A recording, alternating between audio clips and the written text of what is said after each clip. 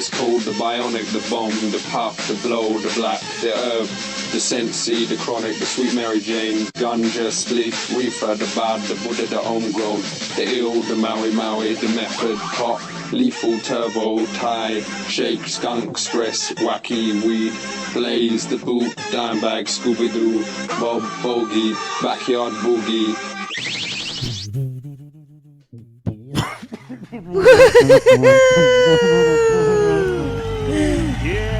It's the Cool Nerd Weed Show. That's yes. Isn't that Sasha? And we are live on Adobe Radio with no cough button.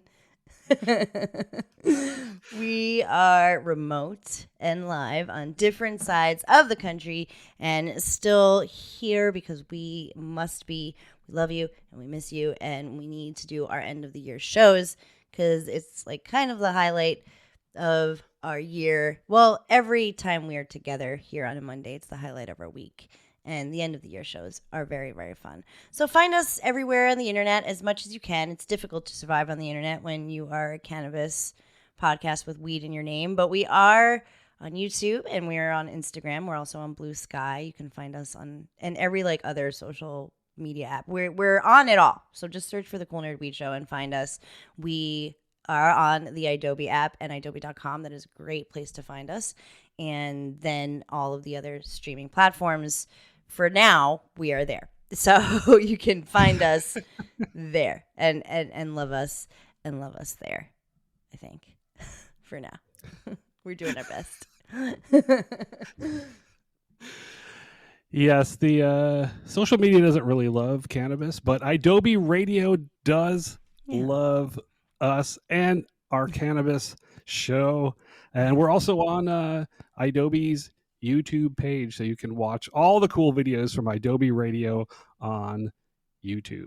Yeah, go to there. Go find us there. We are very grateful to have a home, and we are always ever grateful for Adobe Radio and its existence. Listen and love it all. To like, it's a great, very welcoming space that TS and I have been taking advantage of for many years. That doesn't sound right. Not like we're taking advantage of Adobe. We're taking advantage of the fact that they love us, but not like in a bad way. You know what I mean? Taking advantages of all the resources. That's what I meant. Adobe has and the support that Adobe gives us. The love and support. Yes, we're very grateful for that. So in turn, we must say that Adobe is the best. So love them so muchly while you're loving on us and trying to find us. We're there. We're findable. It's just when you're on the social media, it's a little bit difficult. One day maybe that won't be the way. I don't know. I want to hope for things to get better, but right before the show we were talking about like things and then we were like, oh man, like it wasn't a good thing. We were trying to be positive. We didn't want to go down the federal route today. So we're not going to. I thought we were going to politic today for a second, and we might at the end like usual, but we're going to try to keep it, we're going to try to keep it light this show because why be angry? I don't want to be angry this month. That's what I'm really going for. I don't want to deal with the insanity that we dealt with last month, which last month feels like a fiscal decade ago. It feels so long ago. So I just need to have my mindset. It doesn't like necessarily feel like the holidays, but I need to watch holiday Hallmark movies and nothing else at all. Maybe some TikTok, but I can't. I can't. I can't. It's so hard to talk about the future without being really upset. I'm just trying to maintain my holiday spirit, and I'm going to save most of my anger until January. So I'm pushing all of my anger into the new year. Yeah. I don't know if that's healthy either, but I don't know. That's just the way. That's just the plan. Yeah, for me too. I'm on the East Coast, so I'm with family. I did visit the West Coast really, really quickly this week. You were in and out so fast. It was so fast. I came in, I went to Fishmas, and then I left. And I came back here. By the way, I know you're traveling next week to go home, or to go to Florida rather. But just as a recommendation for the future, traveling during the holidays is butts. It sucks. I think I picked like one of the worst travel days. However, my flights are super early. That's the first good. one. That's so good. I don't know. Maybe and then I'll already be in the airport system for my layover. Oh God. My flight to California was so delayed. I don't even remember why. Oh, we were delayed on the runway. My silly ass. So I got in. It was like I got there late because there was insane traffic, but it wasn't late. I just kind of like walked into the airport and walked on the plane. And I was like, oh, wow, everything's coming at Millhouse. And then I don't know why, we had just talked about it literally on the show, why I did this. I don't know why I did this.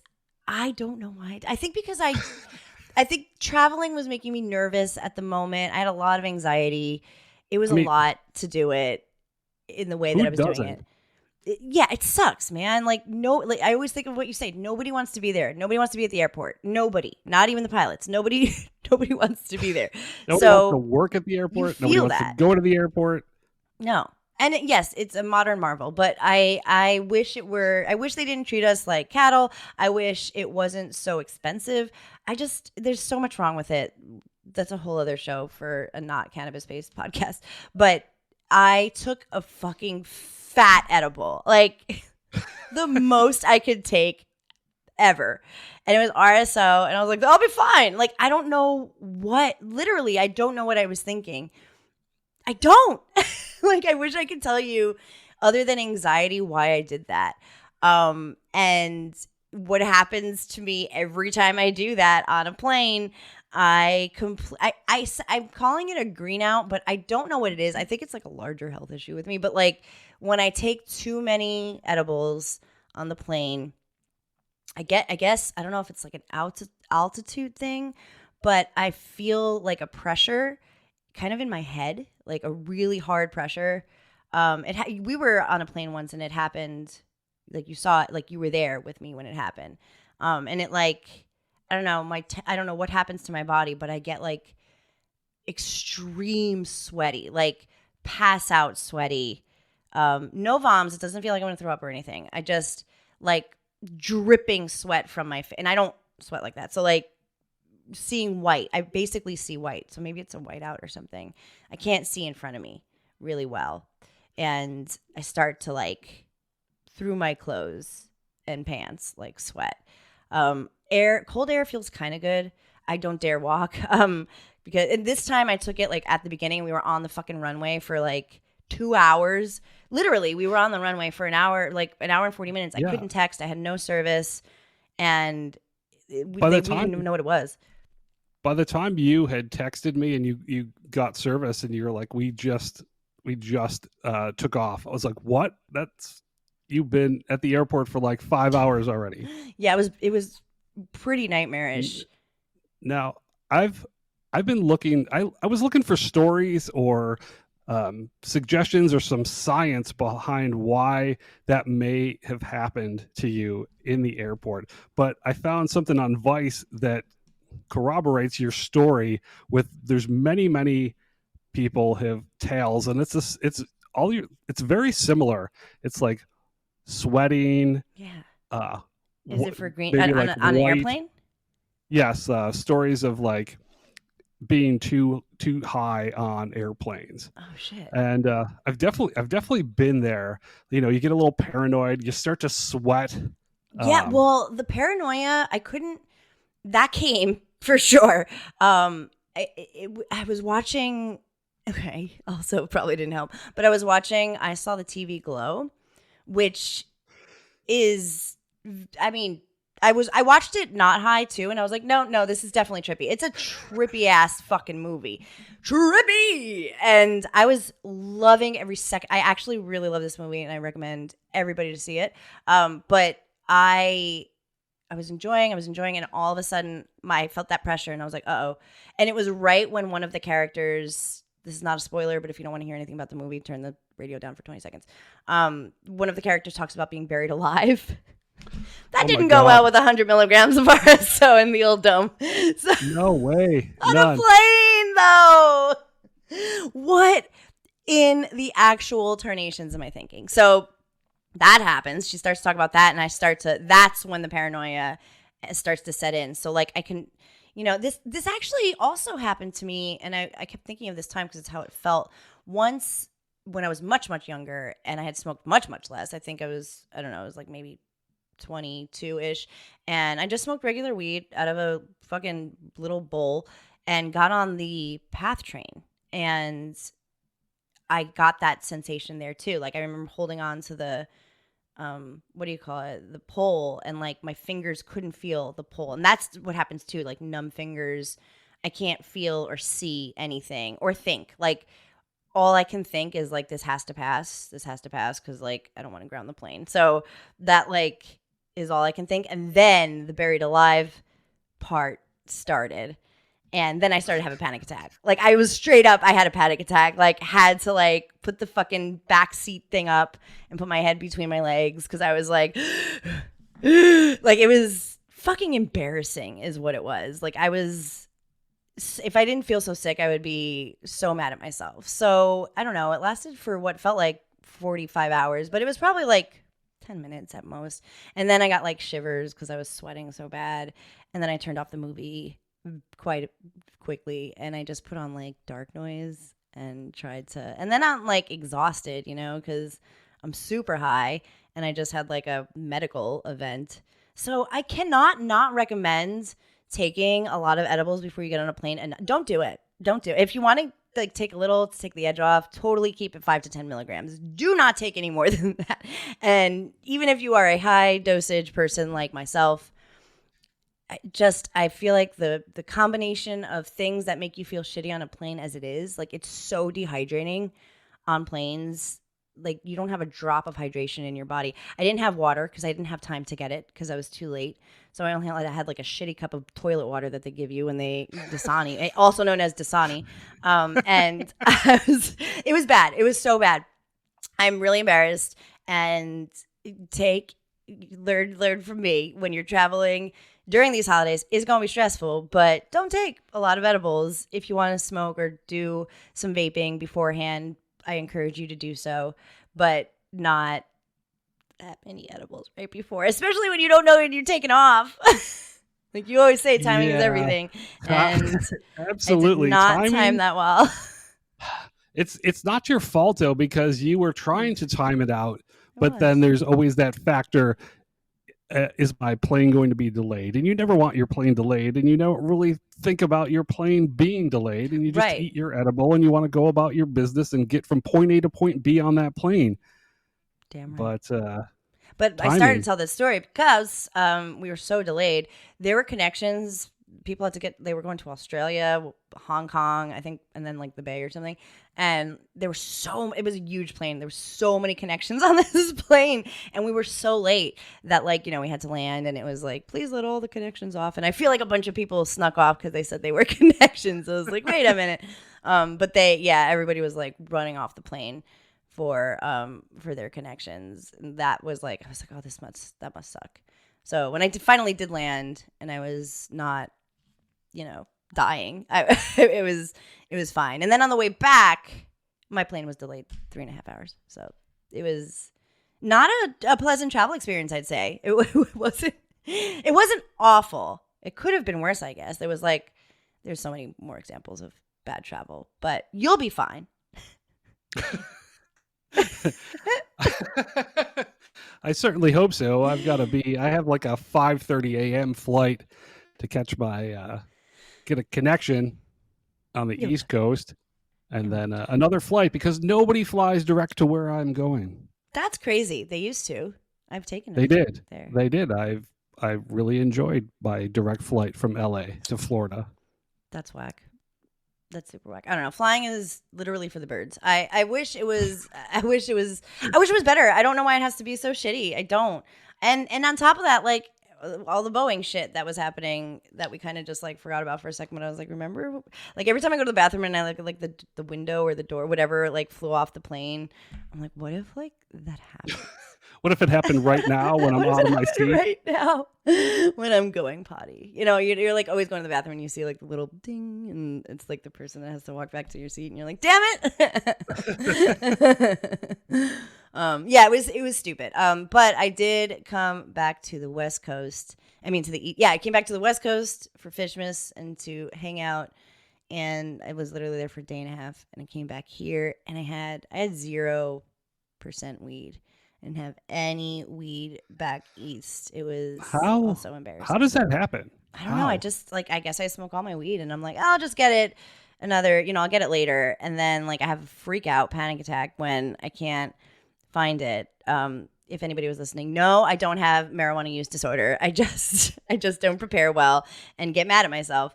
But luckily we live in a great era, as much as TS and I like to be curmudgeons. And in both states that I have access to, there's a lot of dispensaries that I can just stop at. There's one down the block pretty much from where I live. And today I was in Manhattan, which also I cannot not recommend going into Manhattan during the holidays.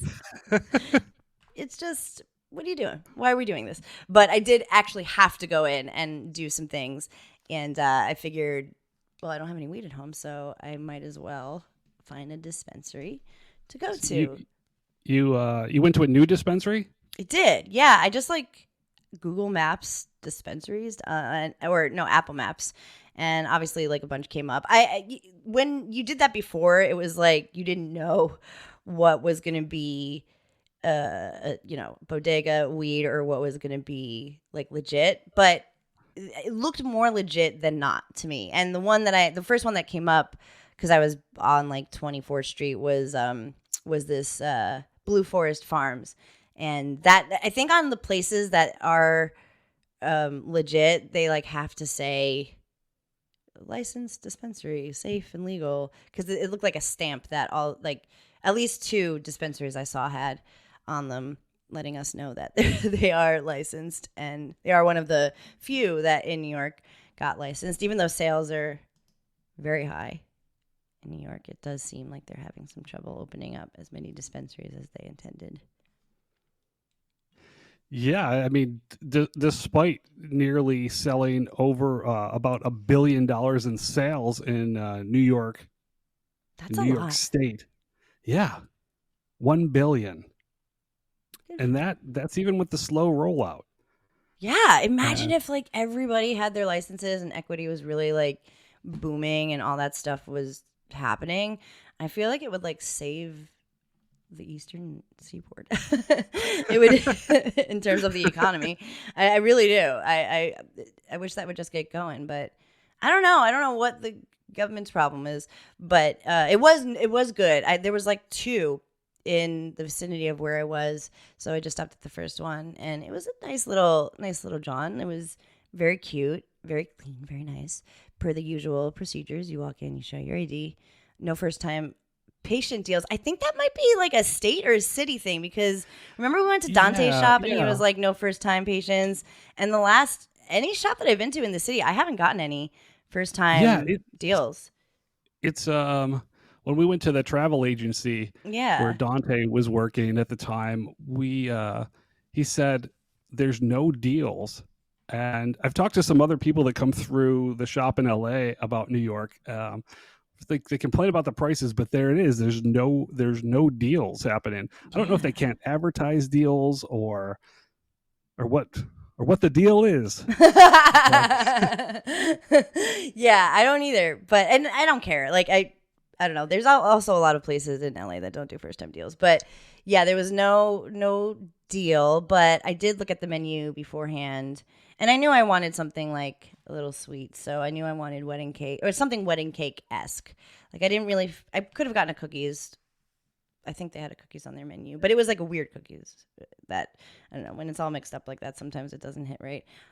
So I went in saying like I wanted a wedding cake kind of strain, and then he was like, oh, we actually have wedding cake. So I asked him if like other people smoked this as well. And he said he did, and that people usually come in and they like this brand and this flower. So I got it. And it's from the company 40 Tons, which is actually a very great company. And I've seen stuff around about them. They are all about equity and how to basically conquer stigma and and wrongfully incriminated folks who were put in the system not rightly because of the war on drugs, which is bullshit. And this is equity. So they only sell in 4-gram bags, which I thought was kind of interesting. I guess I don't know if like there's like a donation amount that maybe they donate to like the prisoner project or anything like that. But I thought that was interesting because no other. I was like, why 4 grams? But maybe because it's a 40 tons thing. I was looking at the menu. All of the other eighths come in standard 3.5 gram form. But maybe you just get a little extra when you support 40 tons. Also, the Blue Forest Farms dispensary is minority owned. It is, yes. It is minority owned. 40 tons it's inspired by a woman whose husband went to jail for cannabis. And he got out of jail and he wanted to make a life. And of course, we all know how we treat felons in this country, and he couldn't. And finally, with the social equity aspect of cannabis legalization, we can give these guys a voice. You know, these people who have been in prison wrongfully, we can give them a voice. That's what 40 tons is apparently about. So I like that a lot. I think their slogan is "Break the Chains." We talk about this is what we were founded on. So this is pretty cool. The packaging is really cool. It's like got like, oh no wait, like it's got the skyline. I don't know if you can see it, but it's got the whole skyline on top of it.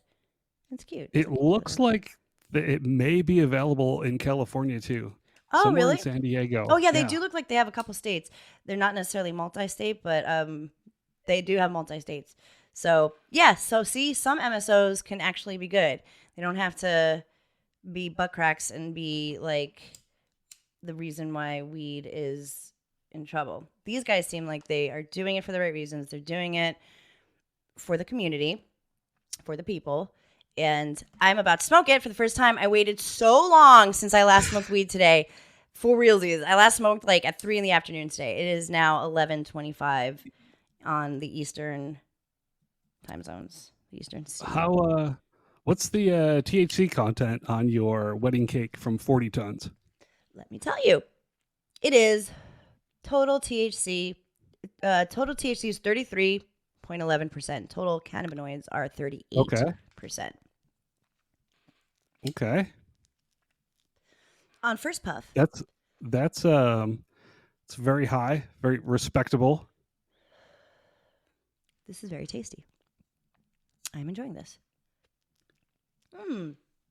Tastes like wedding. It tastes like a nice, like a subtle sweetness, like wedding cake should be.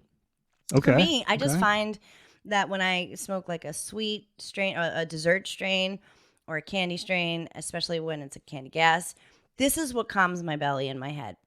This is the medicinal terpenes that I need, whatever is in these strains. So that's why I knew today I needed wedding cake. My tummy was a little jumpy, a little headachy. So I really did want something like this. It's very clean tasting. I really like it. So they stand for the right things, and they also have really good weed. That's great. And if you're in New York, you should support 40 tons. Yeah. Check out, Blue Forest Farms was pretty lit. They do delivery. I'm assuming just in New York, though. I don't think they come to New Jersey. Well, maybe they do. And then I was walking, and I sent you a picture and I also get this heavy hitter vape that I'm really excited to try. I know this is old news, but I didn't know that they did CBN vapes. Like, you and Fish were talking about it one day, and I was like, where would you even get it? And Fish was like literally everywhere. I was like, oh, I didn't know that. And I saw this there basically for the first time, so I grabbed it. I'm going to try it after the show. It's a 3-to-1 THC to CBN vape, which puts you to sleep. CBN is the terpene cannabinoid that puts you to sleep, rather. Yeah, I had one with my little sleeping kit that did it. It chilled me out when I needed to, like sleep, really sleep, or just like chill. It was honestly like I probably could have. It made me. It made me. I was having some really anxiety, and I was uncomfortable, like where I was sleeping as well. So it helped me to like relax enough to where I probably wasn't going to sleep anyway, but I could close my eyes and breathe and relax. I like that. For sometimes that's the best you can do. That's all you need. Yeah, for sure. But so I'm excited about that. For a regular person, would probably knock you out. For a regular person. For a regular person. Yeah, we're clearly not regular. But then I was walking and I saw for civilian. Wait, what did I see? Oh, it was, I forget what freaking street it was on, but I saw what looked like the Cookies logo. It was like the C with the bites taken out. The Culture Club. Yeah, the Culture Club, right? That's what it was called. Yeah. And I was like, is this copyright infringement? Like, what is this? And then you were like, no. Remember, they had to like change the name. It couldn't be associated with food or. Yeah, so they couldn't actually use like call it Cookies or have the actual cookie with the bite out of it logo. So it's just the classic C Cookies logo with the bite, but they changed the name. I didn't realize. I was like, are they just blatantly stealing from Cookies and just expecting they're not going to get caught or something? You will have a lawsuit slapped on you so fast if you try to infringe on the Cookies' intellectual property. Yeah, they need the money too. I was at another dispensary in New Jersey and I mentioned Cookies, and usually people are like, yeah, Cookies. Well, back in the day, but now I mention Cookies and people like roll their eyes. Yes, we are sort of unapologetic. Our love for Cookies. We're the only people left who like Cookies. I know. Next time I go into the city, or when you're here with me, we'll definitely have to go in and check out what the selection is like. It was really shitty out today, and the city was not walkable. So I was ready to get into a cab, but it did pique my interest, and I was like, damn, if I didn't just get weed, I would totally go in there and ask questions. A lot of people were going in and out, and they seemed to be happy with the prices. That's just the chatter that I heard when I was sending you the text message of the logo. But all that to say is the weed experience in New York is getting there. I feel like I still smelt it all over the streets. Not as much as I did, but that's because it was crappy out and probably nobody was outside. But I still smelt it pretty brazenly all over. I don't know if they're going to change that you can smoke anywhere law anytime soon. Probably they are. They probably are, but they shouldn't. You should just be able to be free, smoke outside. You should be able to, I've been getting a lot of pictures of flower from upstate. People send me what they're picking up, what it's looking like. Looks like the quality of flower now that indoor cannabis is being grown in New York State, that the quality is going up. Also, I've seen some really beautiful outdoor, like straight outdoor that was grown like. It was a bunch of outdoor brands in that dispensary, more so than I expected, honestly. And I wanted to check them out, but you really got to want to smoke outdoor to get outdoor. Like they're doing some beautiful work in like the Hudson Valley growing. For sure. Well, people in New York know how to grow weed. I mean, they just do. Yeah, for sure. Like, and then further upstate in like wine country, around where the Finger Lakes and. Yeah, for sure. It's pretty. It's getting there. I feel encouraged and good about it. I'm really glad I just literally put it in my maps. I didn't even expect to find a legit one where I was. I wasn't in a main thoroughfare part of town. I was like on the Lower East Side kind of. So it was cool. I was happy, satisfied. I left with a nice eighth or a nice 4 grams and supported a good cause, both in all ways, dispensary wise and weed wise, which is not something you can say a lot in California. There are a good amount of people with equity and things like that, but I don't know, man. California is something. But I'll always say it, the weed in California is, there's nothing, I've never smoked better weed than in California. This is very good. This is very, very good. This is comparable, I would say.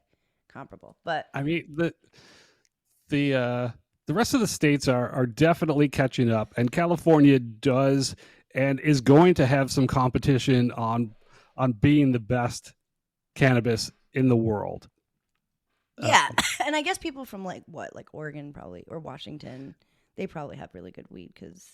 Yeah, I mean that area that's like right in between California and Oregon is. Yeah, are you guys there? Are you there? Like, tell us about your weed. Is it better when the Oregonians come to California? Are they like, oh? Oh yeah, it's they're like, oh, it's they are. It's yeah, the best and super cheap. Yeah, they do say that. They're like, oh, we get $5 pre-rolls of top shelf. Okay. They probably do. Well, bring me one. Sure. Bring me one. Yeah, exactly. Yeah. Show me. Show me. But for now, this is what we got. And I honestly, like, this is very good. I'm very happy and satisfied. They're legacy certified. I don't know what that means, but legacy certified. Well, I mean, I guess if it was like sort of a social equity, and they did say that it was started from somebody who was in the market before it was legal. Yeah, it was traditional. So a portion of this goes towards cannabis restorative justice programs. So folks like him who was trying to build a life again and being like literally put in chains again and again while he is out of prison. And that is really horrible to watch. And that is what we say when we talk about the cannabis legalization and regulation. Of course, we want it rescheduled so we can do the things with the researches and all that good stuff. But what is very important is social equity and cannabis restorative justice. That is what's important. Science, it's twofold. The science and the social justice. Those are the two important things that we need from weed being rescheduled. And I hope so much that we get there. Bills like what the fuck almost happened in Florida need to not exist. They can't. Because it's just going to make the industry, it's just going to be another fucking thing that's lost to capitalism. And that can't be with weed. Weed is such a different industry and such a different place, like in the world, that we have to catch it before it happens. And companies like this give me a little hope, dare I say, little Christmas hope. So good for you. Go support 40 Tons. Go support BFF. They are cool. We enjoy, and we will try as many dispensaries as good Lord lets us try. Also, shout out to Hud House. I went to them. They're in New Jersey, too. Right down on River Road. Never in my life did I think I would be buying fucking weed on River Road legally. And it was great. Like, basically, he had been in the industry in the Bay and in, I think it was the Bay, and Colorado, I think.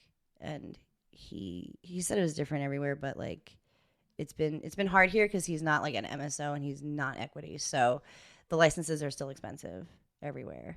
And it's just a different landscape. It just, it's just different. Like no matter where you sold weed before, it's just different now. Like even if you sold it legally in a legal state that's been legal for a long time, like we did, it's so different. Like I didn't work with metric. Can you believe that? Metric is now the standard in many It wasn't states. that long ago that I was working at a dispensary. It wasn't that long ago. It feels like a century ago, but it was not. So the fact that like it's done this complete weird, like it's corporate or whatever, but just everything about it. And yet we're still fighting the same fucking stigmas. So with that, we're going to take a break because we want to talk about Budtender Burnout. This is for our Budtender homies. If you know a Budtender, you can also use this information. You do because you listen to the Cool Nerd Beat Show, and I am a former Budtender, and TS is a current Budtender extraordinaire. And we're going to talk about burnout because it's the holiday season and burnout is real for everyone, but especially people in customer service, for criminy sakes. So we will be right back. It's the Cool Nerd Weed Show with TS and Sasha. Don't panic. It's organic. And we're back. We're back. It's the Cool Nerd Weed Show. That's TS. And that's Sasha. It is the Cool Nerd Weed Show, and I'd like to give you a gentle reminder that you can listen to this show, past shows, all shows that Adobe Radio has to offer on the Adobe app for free 99. No subs, no nothing. Free live emo, free pop punk, free alternative and metal, and indie stations. You need variety? We got this ones. Just go to the App Store, go to Google Play. IDOBI is where you can listen to everything and love everything. And we're live on Adobe Radio. I meant to ask you before we get into anything else. What you said that you read that Vice article. I could have just looked up right now, but I didn't. That the science, was there any science behind having those reactions on a plane? No, it was all like it was just anecdotal evidence, and and there was like a dozen stories of very similar situations to what you were going through on the plane. It's so whack. I don't like it. I want to take edibles whenever I want, however I want. God damn it. I know that's we'll dig into the science of it in 2025. Yeah. Yeah, sounds good. Yeah, well, hopefully we'll be able to. But, you know, find us everywhere that you can. We are everywhere always. You can get our merch too. We still have merch. It's fun to wear. It is on coolnerdweedshow.bigcartel.com, right? Yeah. There's some new designs up.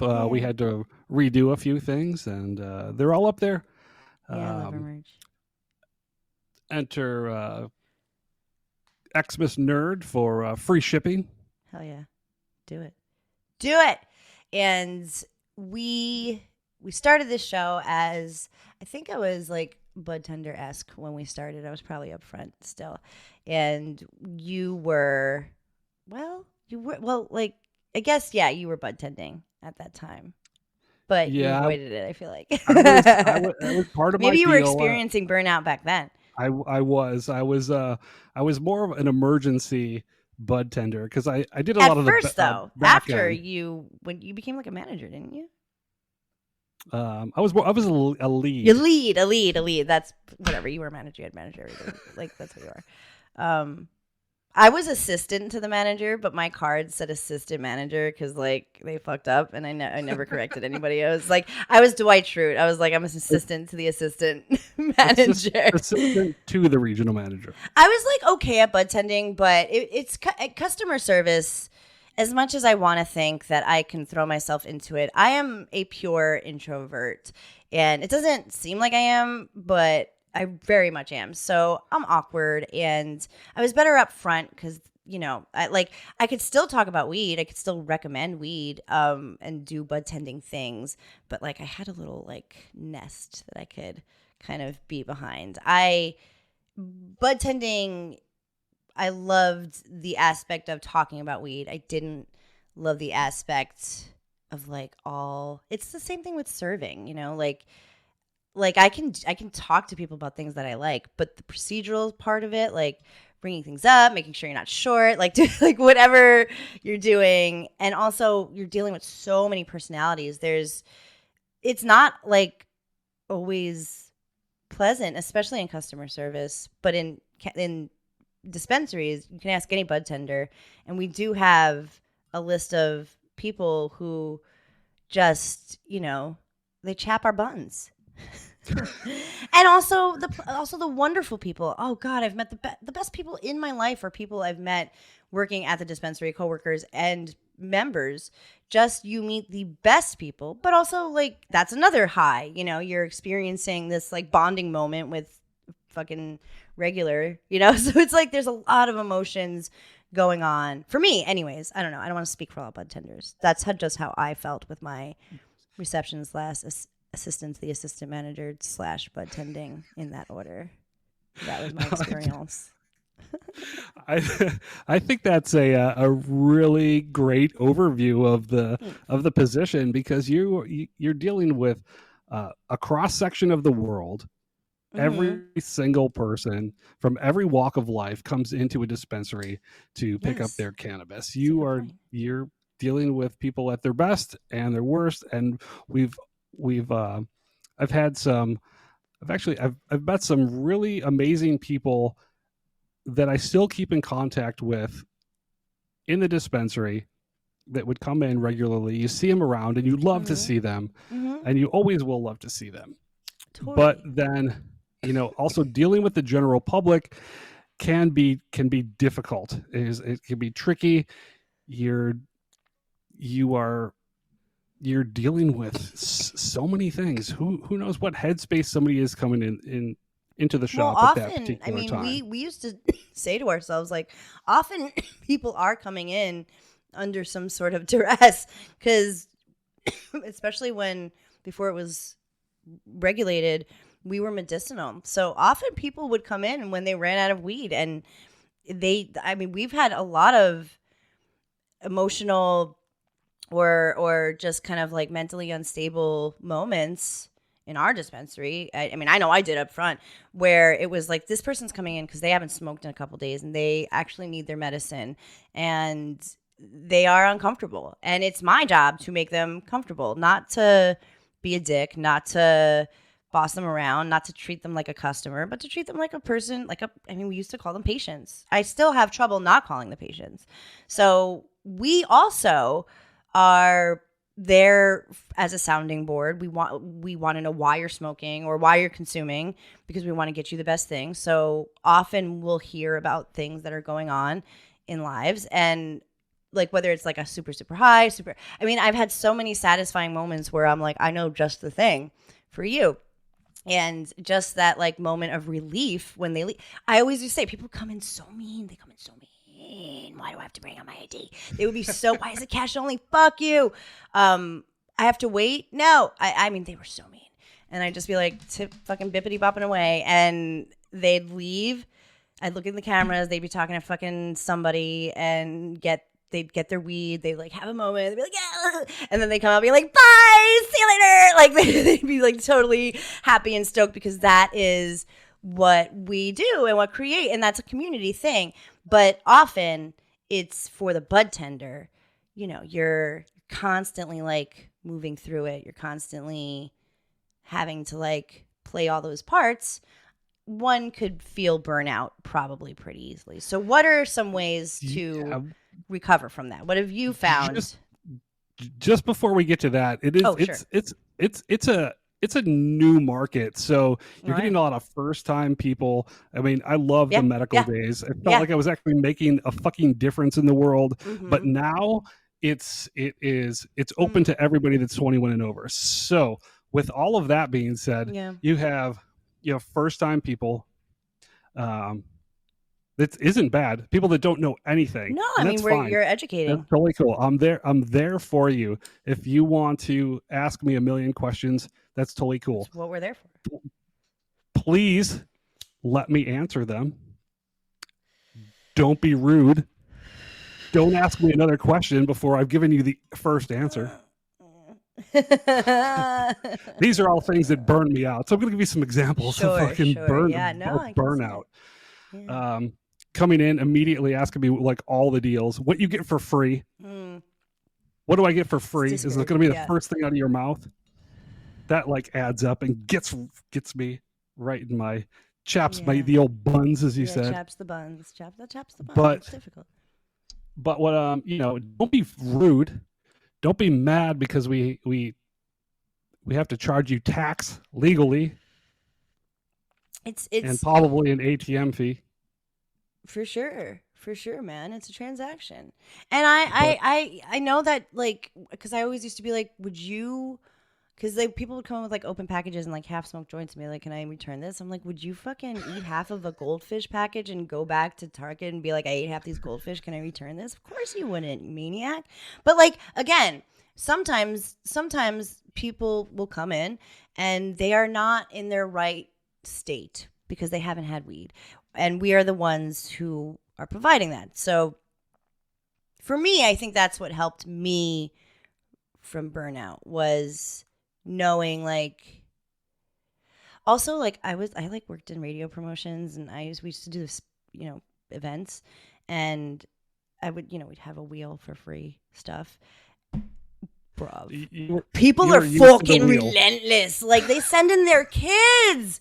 My dude, like, they're sending their child twice in line to get a fucking spin. And I'm like, I have to tell a fucking kid no. So I've seen the worst in people already, that, like, when people come in and ask for deals, I'm like, not surprised. Like, you throw a t-shirt at somebody and they're, like, it's just our world and society. It's discouraging when it's like such an important piece of our lives.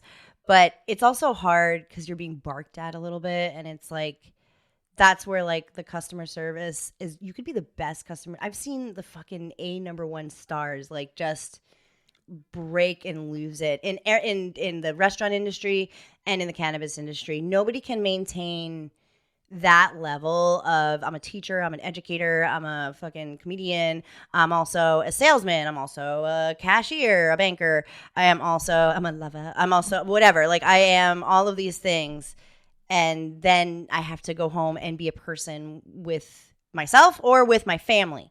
So before we run out of time, what do you do to combat those fucking easy peasy things that we're talking about? How do you just wave them away? I'm like, I just remember that we're doing it for good. Fuck that. No, I just I consumed a lot of drugs.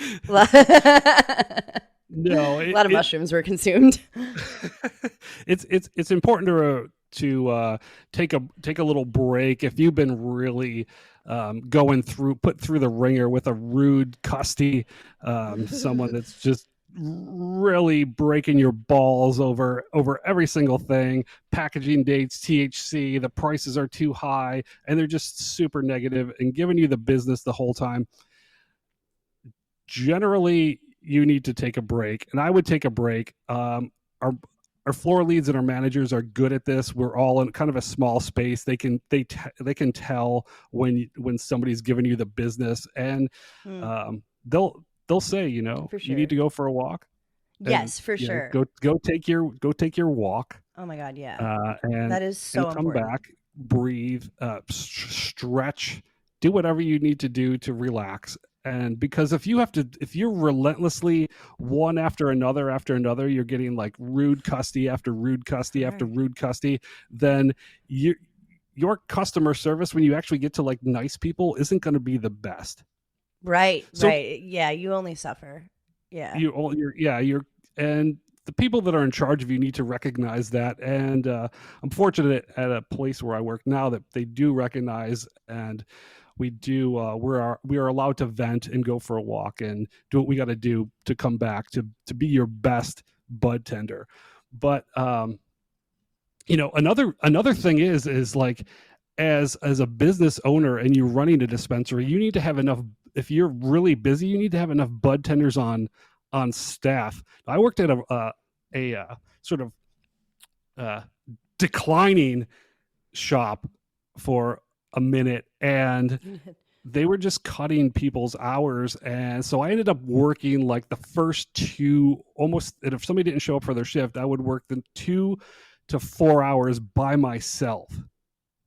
Yeah, that's handling everybody. Yeah, it's like when you're in a restaurant in the morning and you just see like one server running around the bar area and like the restaurant area, because like restaurants do the same thing. I hated working. I mean, I like working like early. I hated working at all, but in a restaurant. But I prefer being there early. But it sucks because you're like one of two, and then somebody gets cut, and then you're just one person as soon as the rush starts. So you literally have 10 tables, and